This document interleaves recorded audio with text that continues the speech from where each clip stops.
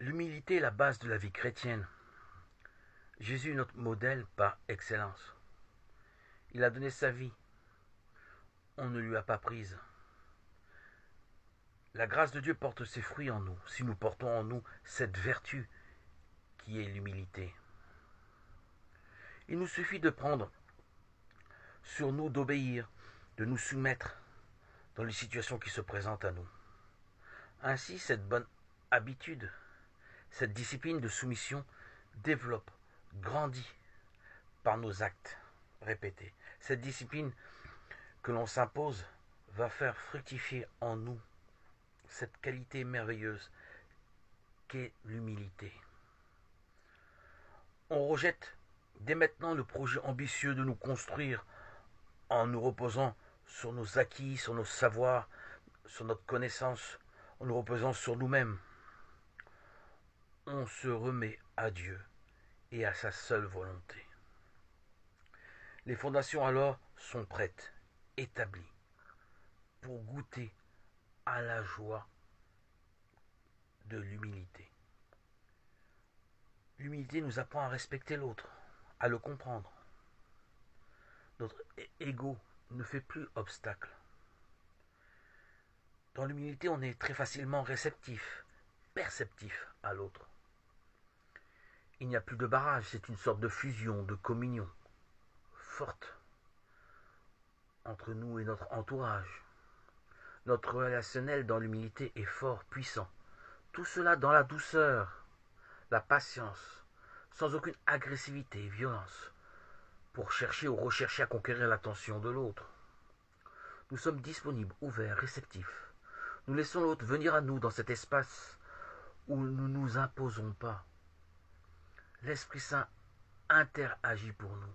Nous ne sommes pas acteurs de notre relationnel, plutôt témoins de tout ce qui nous arrive, de tout ce qui se passe, dans la confiance que tout ce qui arrive vient de Dieu. Nous sommes à l'écoute de l'autre et non de nous-mêmes et de nos petits intérêts.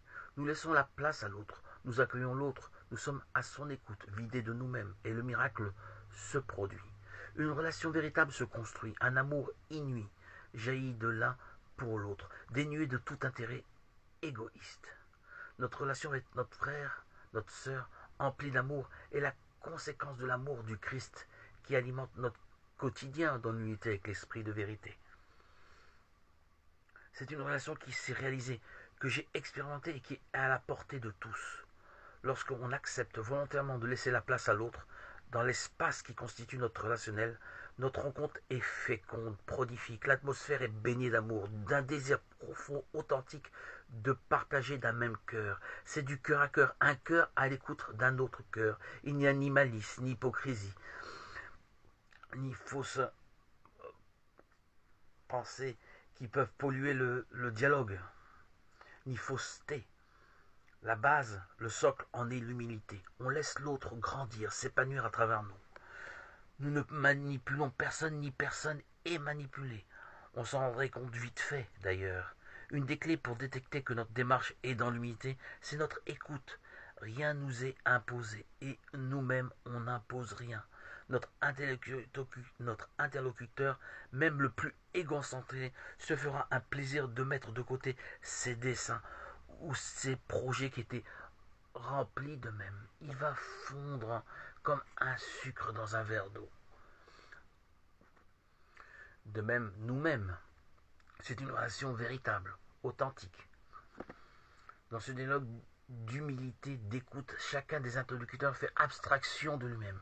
Il n'y a ni compétition, ni agressivité, ni violence. Le dialogue est constructif, c'est un débat basé sur la vertu qui est l'humilité. Sur la confiance en Christ, nous avançons. Aucune maîtrise dans notre relation. Nous n'imposons rien, nous ne contrôlons rien.